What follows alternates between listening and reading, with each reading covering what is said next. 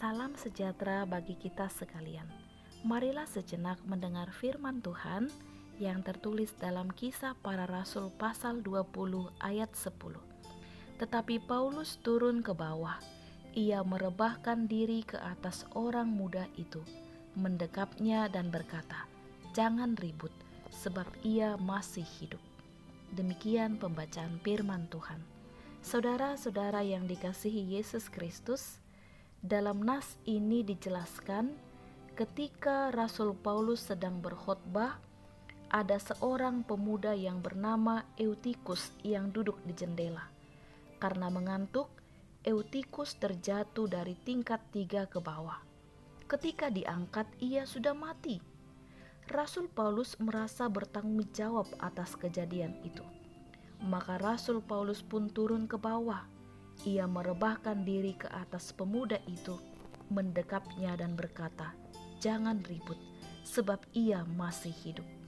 Saudara-saudara, siapakah yang memberi anak muda itu kehidupan? Paulus yang turun ke bawah dan yang mendekapnya?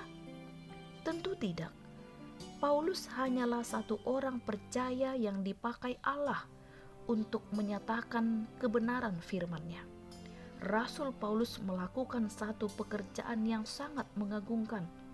Rasul Paulus menghidupkan, dan itu dia lakukan karena kuasa Allah ada padanya. Bahwa apa yang diperbuat Rasul Paulus bukan dari dirinya sendiri, melainkan Allah sendiri memakai Rasul Paulus sebagai alatnya. Karena imanlah Paulus dapat melakukan pekerjaan Allah. Karena imanlah Eutikus bisa bangkit kembali. Saudara-saudara, melalui nas ini kita mendapat pelajaran yang baru. Ketika kita mendengar firman Tuhan di gereja, apakah saudara masih mengantuk? Apakah saudara masih ingin mendengar firman Tuhan lebih banyak? Dan saudara dibangunkan kembali oleh Injil keselamatan?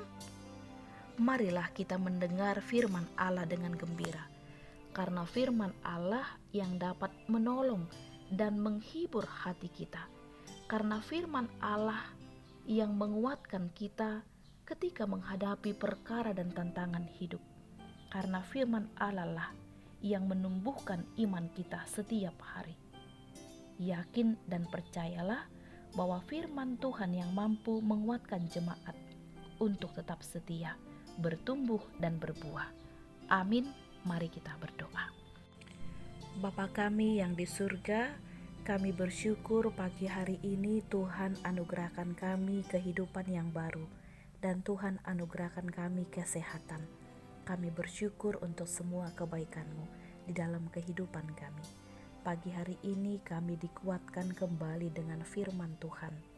Kiranya firman-Mu yang menguatkan dan memampukan kami untuk tetap bertumbuh dan berbuah di dalam kehidupan kami sehari-hari.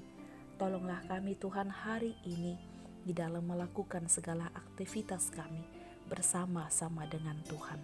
Berkatilah seluruh jemaat Tuhan, dari anak-anak hingga orang-orang dewasa, bahkan semua orang-orang tua lansia, kiranya di dalam perlindungan tangan Tuhan.